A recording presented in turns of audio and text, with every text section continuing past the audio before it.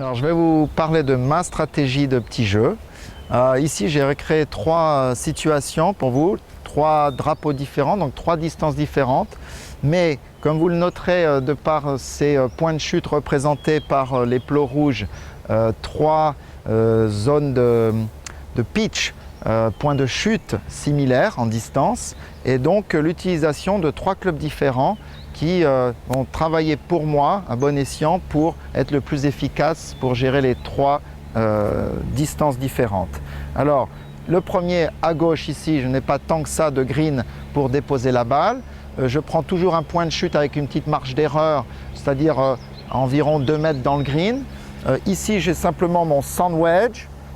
Je vais lui faire confiance à cette face de lever la balle et moi faire un mouvement de balayage concis. Il y a toujours un léger transfert de poids dans le petit jeu, aussi subtil qu'il soit, il existe. Et tâcher, bien visualiser mon point de chute.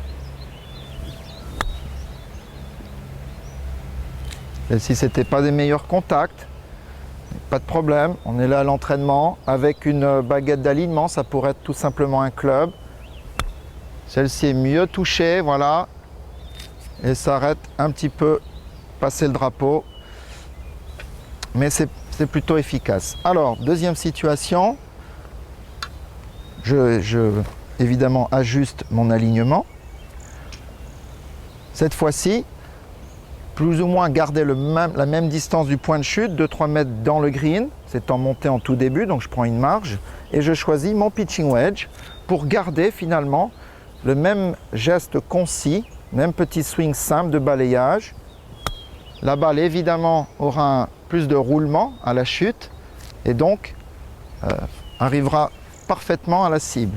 Et enfin, situation de drapeau de fond de green, avec tout le green pour travailler la balle, eh bien, je choisis, ici il m'a semblé, voilà, j'aurais pu faire fer 9, je choisis carrément le fer 8, de façon à faire un coup de balayage au plus simple, le coup roulé, tout en neutre. Je visualise bien le point de chute. Voilà, vous voyez que j'ai pitché, allez, on va dire 1,5 m, un tout petit peu plus court que mon point de chute, mais au final, ça a bien roulé quand même grâce au choix du club adapté à la situation, le fer 8. Donc voilà, trois distances différentes. Par contre, point de chute plus ou moins le même. Plus point de chute est proche de moi, plus j'ai de chances d'être régulier à poser la balle.